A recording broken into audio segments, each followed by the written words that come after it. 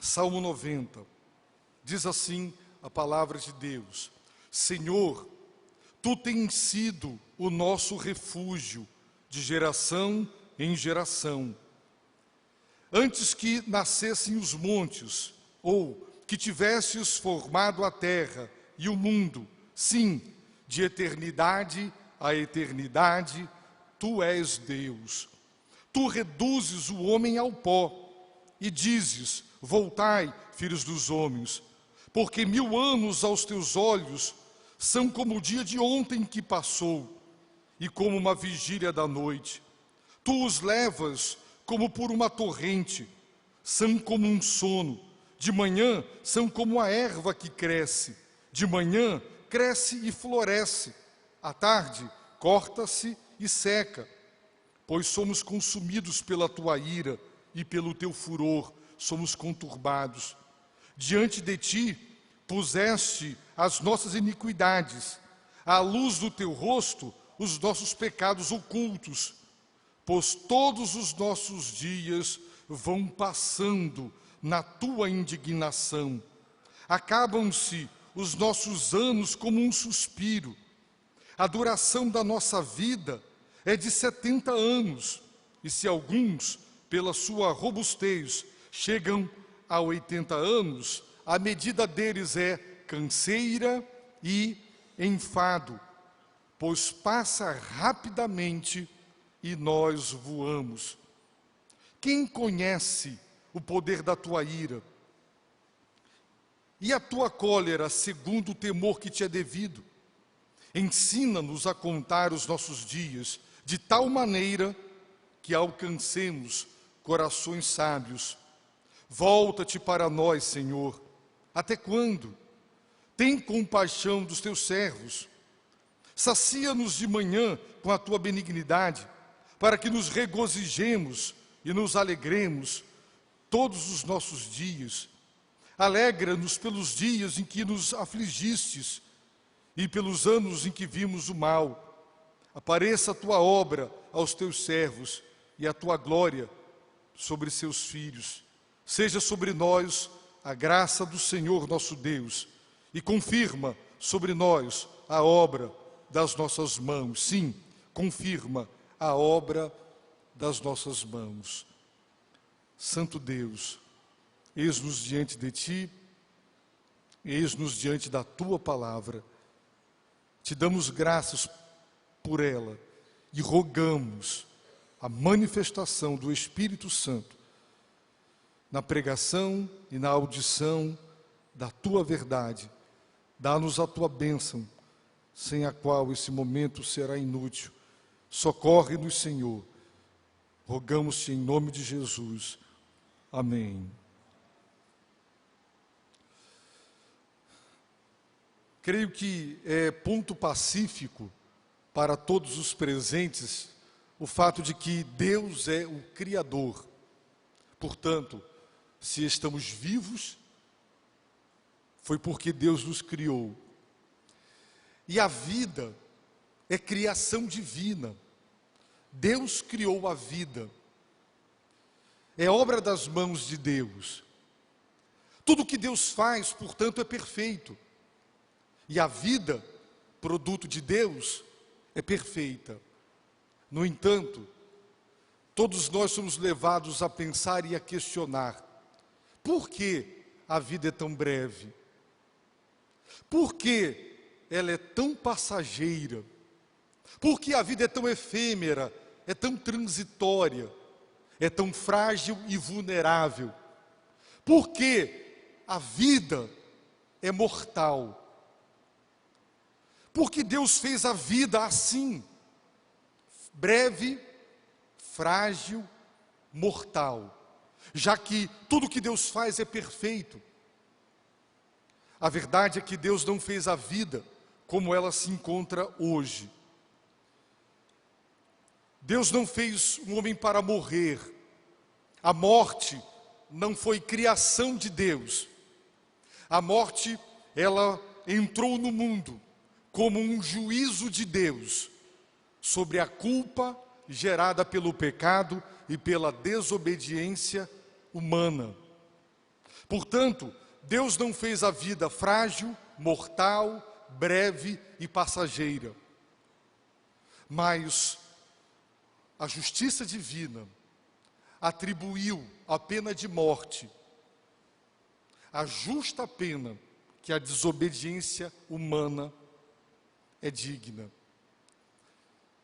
Por isso, nós somos facilmente levados a concluir que pecado é coisa séria. Porque nós sabemos que não basta fazer justiça no sentido de prender e de punir. A punição tem que ser justa e ela tem que ser na proporção do delito. Um crime hediondo tem que ter uma punição correspondente. E se o justo juiz estabeleceu a morte como a pena máxima para o pecado humano, então pecar é coisa grave. Porque se não fosse grave, o justo juiz não teria estabelecido pena tão atroz, pena tão severa. Somente os crimes considerados hediondos em alguns países é que a pena de morte é aplicada. Caso contrário, outras sentenças são administradas. O Salmo 90, ele fala exatamente, meus irmãos, sobre a vida humana, o quanto ela é frágil, passageira, efêmera, transitória, mortal. E ela contrasta exatamente o homem e a sua vida, nestes termos, com a eternidade de Deus. Mais ainda, o Salmo 90 é precioso porque ele relaciona o estado da vida mortal, frágil e passageira ao pecado. As pessoas não gostam de parar para pensar porque a vida é assim. Porque não querem fazer o elo entre a morte, a fragilidade e a brevidade da vida e o pecado. Não querem correlacionar. Não querem entender assim. Então, para muitas pessoas, a morte ela é a conclusão óbvia da falência dos órgãos ou da violência humana. Mas, biblicamente, não é assim. Por isso, o Salmo 90, ele é muito importante para a nossa compreensão. Porque, contrastando a eternidade de Deus, o que nos gera estabilidade e segurança, com a nossa transitoriedade por causa do pecado, este Salmo nos remete para Deus, dizendo: a eternidade de Deus é a resposta para a vida breve, efêmera, passageira e mortal, a eternidade de Deus. Enquanto Deus é eterno, a vida humana é mortal. No entanto, irmãos, a Bíblia nos diz que Deus é vida e a vida de Deus é eterna. E Ele quer compartilhar a eternidade conosco. Dom precioso de Deus em Cristo Jesus. E o fim deste salmo é uma oração. A partir do versículo número 12, nós temos a oração do salmista. Então vamos acompanhar o ensino da palavra de Deus. O salmista começa assim. E este salmo foi atribuído a Moisés. Dentro da tradição judaica, Moisés foi considerado o autor deste salmo.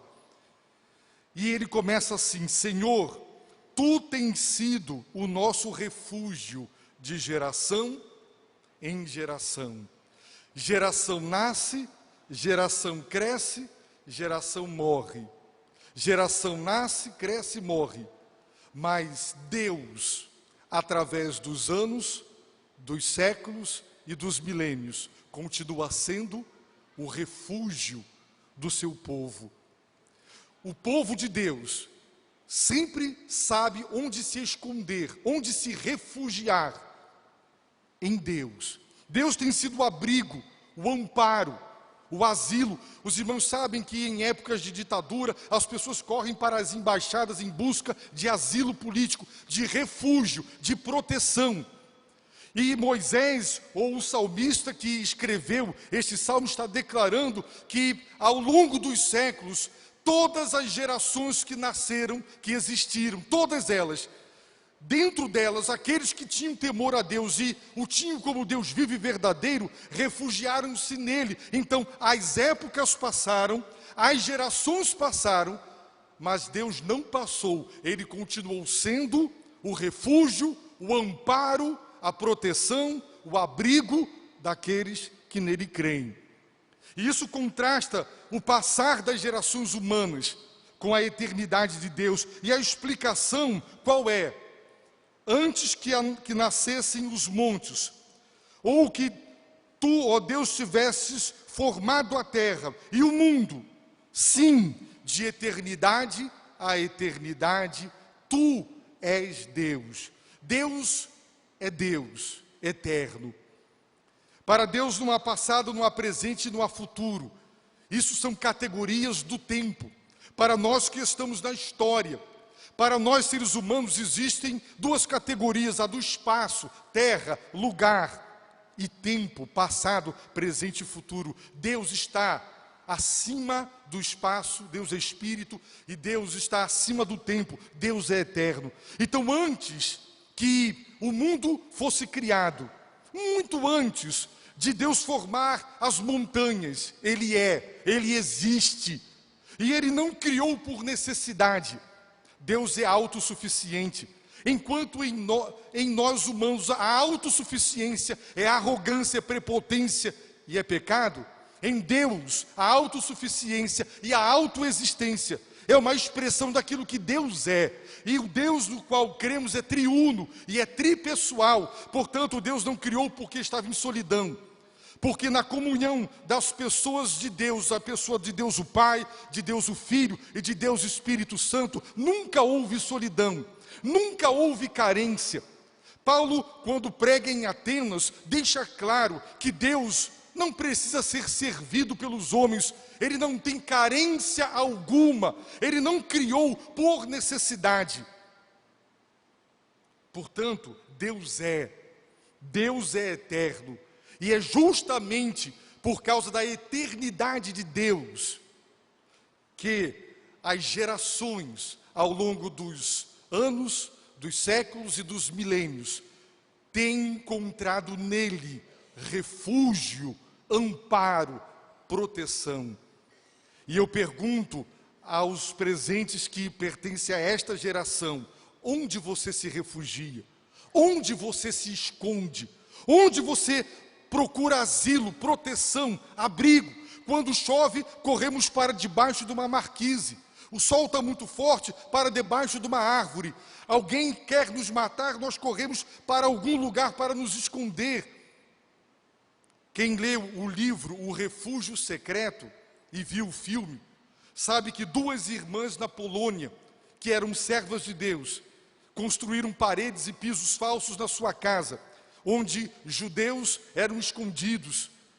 E quando havia as blitzes do exército nazista, eles ficavam ali eles se refugiavam, até que aqueles refúgios foram descobertos e elas foram presas, e uma delas morreu no campo de concentração, o refúgio secreto. Deus, meus irmãos, tem sido o refúgio dos que nele creem. Muitas pessoas confiam em carros, em cavalos, nas forças das armas.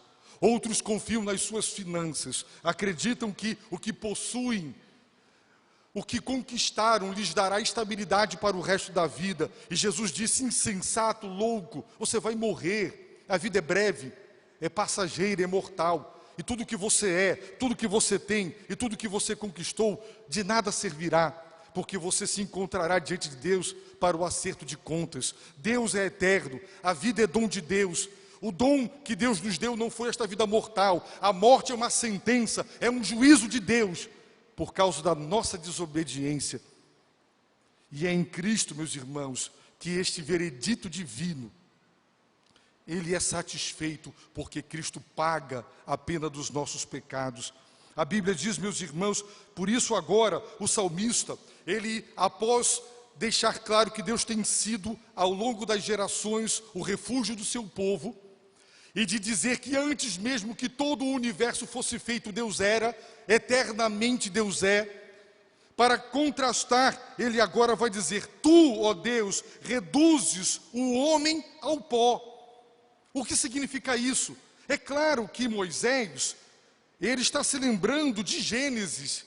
Está escrito no livro de Gênesis: e formou o Senhor Deus o homem do pó da terra, e soprou-lhe nas narinas o fôlego da vida, e o homem se tornou alma vivente.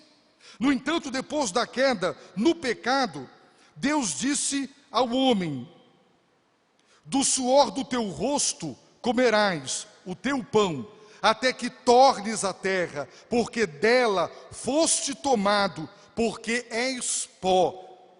Não importa se você é poliglota, doutor, pós-doutor, se você tem dinheiro, não importa o que você tem e o que você é, tu és pó, e isso nos humilha. Somos mortais, e ao pó retornaremos. Por isso o salmista está dizendo: Deus, tu és eterno. Agora ele vai contrastar a eternidade do ser divino, e é essa a eternidade que o torna o nosso abrigo.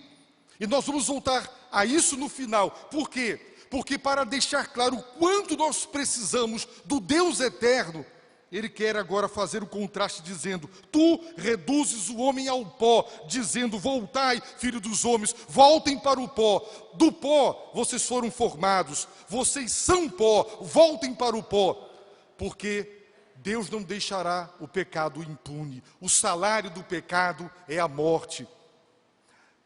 Deus reduz o homem ao pó, porque ele condenou a morte à humanidade como consequência do pecado. Então não pense que a morte é algo natural, é produto de um ciclo de nascimento, de crescimento, de envelhecimento e morte. Não, não é assim. A biologia, as ciências humanas podem interpretar a mortalidade da vida nestes termos, mas teologicamente, espiritualmente, a morte é vista como uma pena para o pecado. Porque 1000 anos aos teus olhos são como o dia de ontem que passou e como uma vigília da noite. 1 milênio, 1000 anos. Enquanto nós não vivemos nem sequer um século, 10 séculos, 1 milênio, para Deus é como ontem. É apenas uma comparação para contrastar a eternidade com o tempo, a grandeza do ser de Deus, em quem devemos nos refugiar com a nossa fragilidade, a nossa pequenez, a nossa vulnerabilidade. Somos efêmeros, passageiros, mortais. E ele vai dizer: o dia, 1000 anos, é como a vigília da noite. Quantas horas tem a noite? Desde a hora que o sol se põe até ele voltar a nascer. Algumas horas, dependendo do lugar da terra, 10 horas. O fato é que são poucas horas. Comparando 1 milênio com algumas horas, isso para deixar claro o que o tempo é para Deus, não é absolutamente nada. Então, no verso 5, o salmista diz o seguinte: tu os levas, dizendo a maneira como Deus conduz a humanidade, tu os levas como por uma torrente, como uma correnteza que vai levando o que tem pela frente. Deus tem levado a humanidade.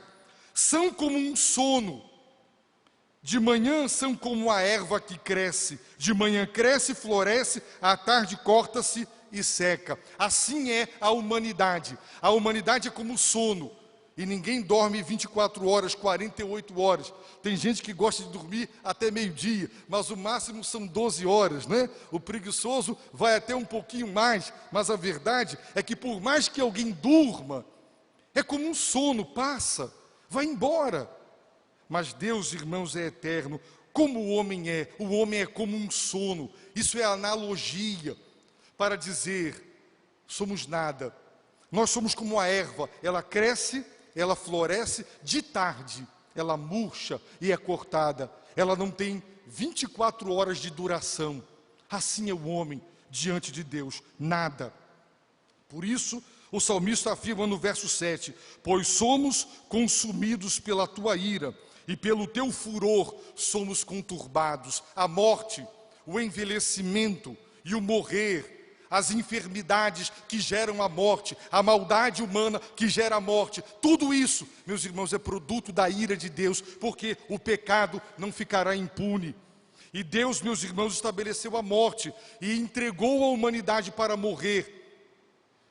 Por isso, nós teremos que compreender o seguinte: se somos assim, onde está a solução? Naquele que é eterno.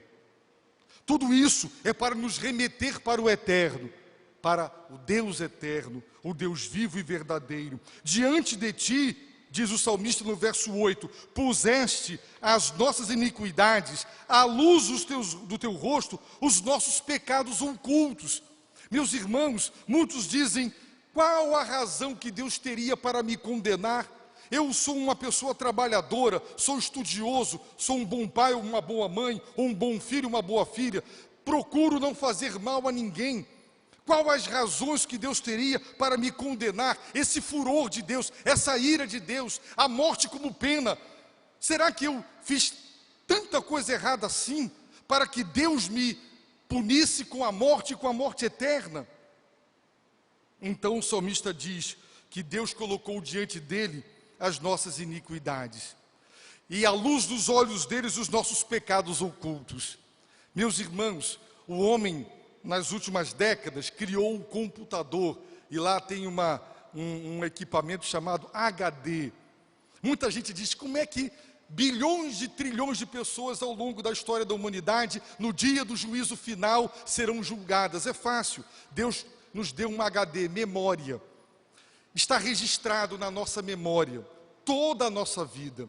E se Deus pegar esse HD da sua memória e no dia do juízo final você disser: Deus, o que eu fiz de tão errado? Ele simplesmente pega a sua memória e faz você ter acesso a ela.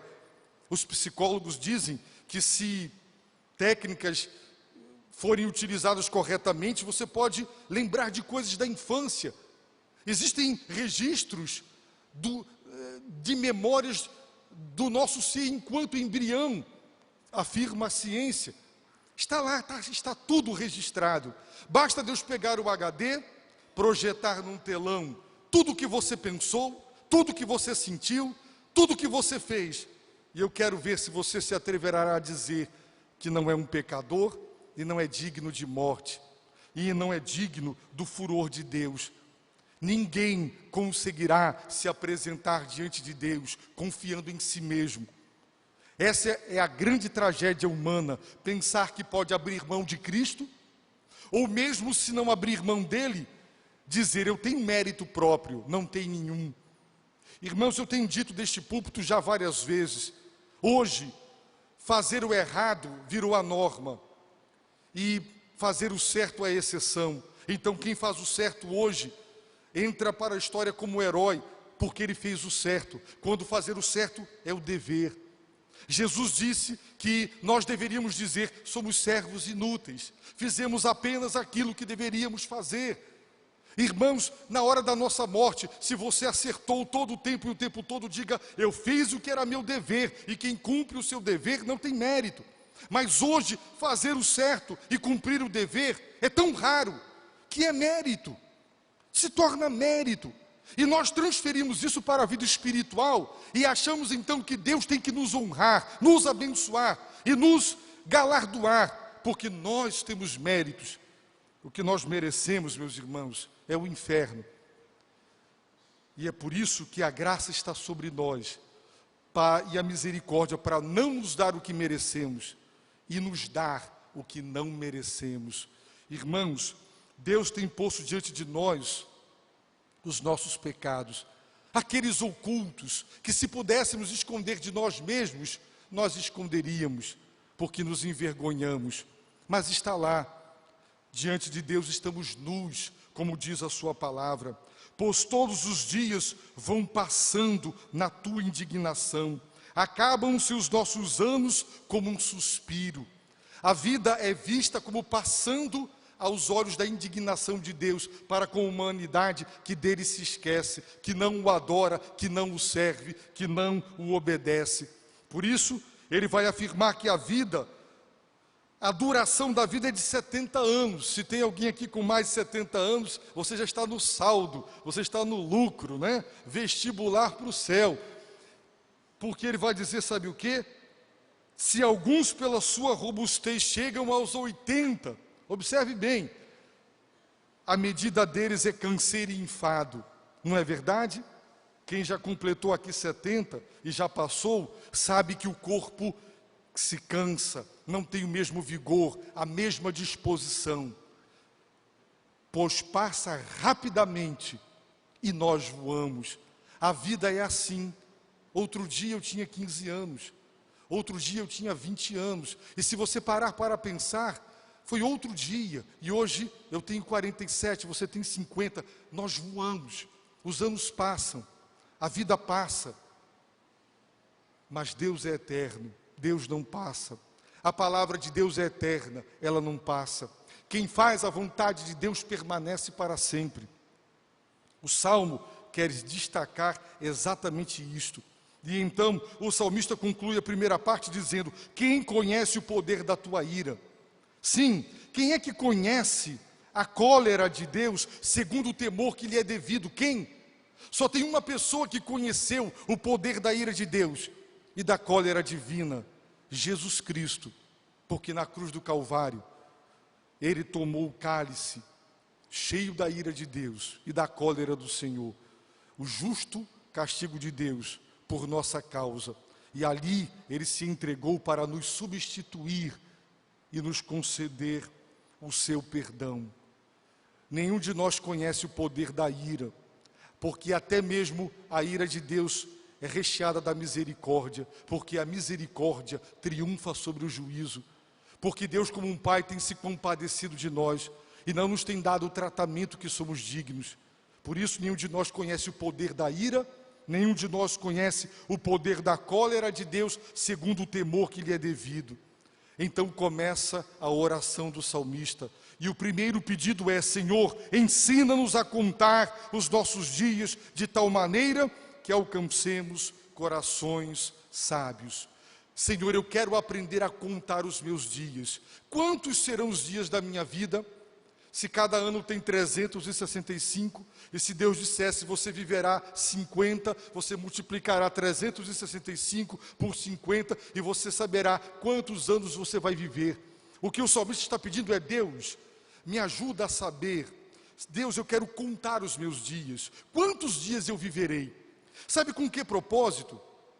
Para que alcancemos corações sábios, porque quando o homem conta os seus dias, e ele se dá conta de que os dias estão passando, e que são poucos os dias da nossa vida, então ele percebe que precisa de sabedoria, e o temor do Senhor é o princípio da sabedoria.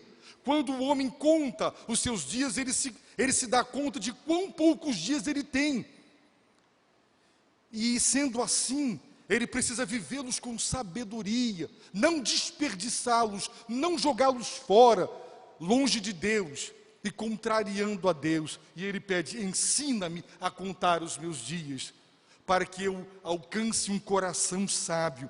Segunda oração: volta-te para nós, Senhor. O povo de Israel estava vivendo um momento onde ele estava amargando a consequência dos seus erros, e Deus os havia abandonado momentaneamente para revelar a sua indignação, e o que ele pede é: volta-te para nós, Senhor. E ele pergunta: até quando? Não nos deixe, Senhor, não nos desampares. A misericórdia de Deus é tão grande, mas quando, meus irmãos, nós não nos arrependemos e insistimos no pecado, então Deus nos leva para o exílio. Durante séculos, Deus enviou profetas ao seu povo para conduzi-los ao arrependimento.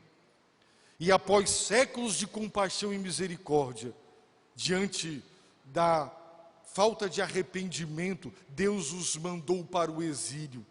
70 anos. O que são 70 anos perto de séculos de envio de profetas? Nada. Mas o salmista pergunta: até quando? Até quando o teu juízo permanecerá sobre nós? Volta-te para nós. O Deus da palavra Não é esse Deus de amor e de um amor que é confundido com frouxidão, com falta de disciplina, um amor que aceita tudo, inclusive o mal, o erro. Não, o amor de Deus não é assim. Irmãos, dentro do amor de Deus há disciplina, porque quem ama educa. E é por isso que a palavra de Deus está dizendo: volta-te para nós, Senhor, até quando? Nós estamos sob o teu juízo, mas tem compaixão. E ele pede a outra oração: tem compaixão dos teus servos. Sacia-nos, Deus, de manhã com a tua benignidade, para que nos regozijemos e nos alegremos todos os nossos dias. Alegra-nos pelos dias que nos afligistes e pelos anos que vimos o mal. Apareça a obra da tua mão, a tua obra aos teus servos e a tua glória sobre os teus filhos. Ele está pedindo: revela-te a nós, manifesta-te a nós, seja sobre nós a graça do Senhor nosso Deus, e que Deus confirme sobre nós a obra das nossas mãos. As nossas mãos estão numa obra, e só Deus pode confirmar, e quando Deus confirma, ela vai para frente. Aquilo que fazemos, se não tiver a sanção dos céus, não vai para frente, porque é Deus quem faz aquilo que as nossas mãos estão ocupadas prosperar. E então o salmista termina dizendo: confirma sim a obra das nossas mãos. Eu termino a mensagem desta noite perguntando: em quem você se refugia? Você se deu conta de que é passageiro, transitório, efêmero, de que você está aqui agora e amanhã pode não estar, sendo a vida assim tão passageira, tão vulnerável e mortal, sabendo que isso, essa mortalidade, essa transitoriedade é um juízo de Deus, sabendo que Deus, através de Cristo, quer reverter esse quadro, compartilhando conosco a sua eternidade, porque Jesus veio trazer vida, Ele veio trazer vida abundante, vida eterna, Ele veio trazer a própria vida de Deus.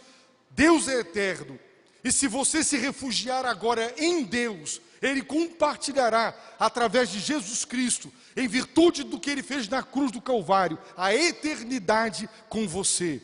Se você deseja aquilo que é eterno, então Deus é eterno. Você não tem para onde correr e nem para quem correr, senão para Deus por intermédio de Jesus Cristo. Ou você se volta para o eterno, através do Filho de Deus encarnado, morto na cruz do Calvário e ressurreto para a nossa salvação, ou você viverá a sua vida, experimentará toda a fragilidade, toda a brevidade dela, você se lamentará ao perceber que muitos já estão indo na sua frente, e percebendo como ela é breve, e como muitas vezes ela é interrompida de maneira estúpida, e isso nos causa, meus irmãos, mal-estar, isso nos choca, isso nos faz tremer nas bases, mas a morte de cada pessoa está dizendo: é um juízo de Deus. É um juízo de Deus, a morte é um juízo de Deus, mas Cristo morreu para pagar a pena, a nossa pena, a morte eterna. Se você não quer conhecer a segunda morte, que é a eternidade para todo sempre, excluído da presença de Deus, que a Bíblia chama de inferno, então você só tem uma saída: Jesus Cristo, o Filho de Deus. Ele veio trazer vida eterna. A vida eterna é um dom da graça de Deus. Portanto, arrependa-se dos seus pecados, creia em Jesus Cristo, reconheça que é breve, não deixe que a arrogância, a prepotência, o fato de estar com saúde agora, o leve a pensar que você tem o controle da vida. Você não tem. Você pode entrar num avião e ele pode cair. Você pode cruzar uma rua e um acidente pode levá-lo. Eu vi um vídeo de um desastre terrível. Em questão de fração de segundos, muitas pessoas morreram porque um carro perdeu o controle, um caminhão, e se chocou contra outro. Ali é algo que deixa a todos estarrecidos, como a vida ela é tão preciosa, mas como ela é desfeita de maneira tão estúpida.